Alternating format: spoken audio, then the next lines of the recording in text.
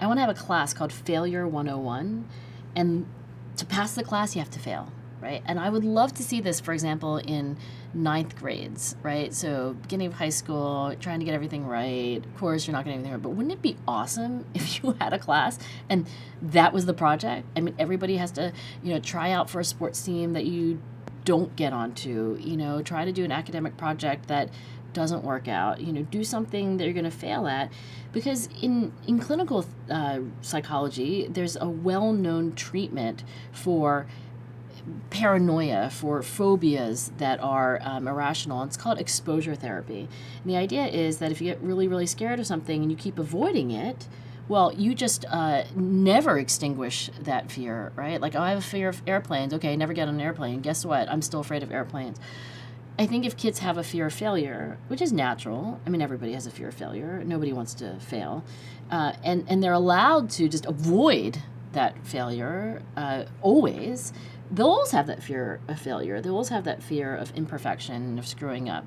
So what about exposure therapy for failure? Let's ritualize it. Let's just pretty much every ninth grader in this school has to go through Failure 101. And anyway, no headmaster, no school principal that I know has ever said, oh, great, Dr. Duckworth, we're going to do it.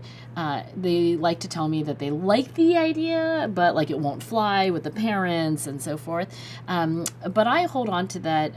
I hold on to that idea because I think if you get to when you're 22 or maybe 18, I mean, when you get to young adulthood, and that is the first time you trip and you slam your, you do a complete face plant.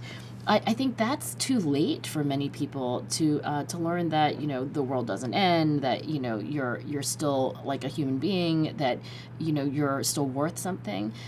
So as early as we can gently introduce that it's normal to fail, and in fact the only way to do anything useful in life is to occasionally, as my board chair for Character Lab likes to say, it's run fast enough that you're breaking some stuff, right? And I want kids to learn how to break some stuff and screw up and and realize that that's totally fine.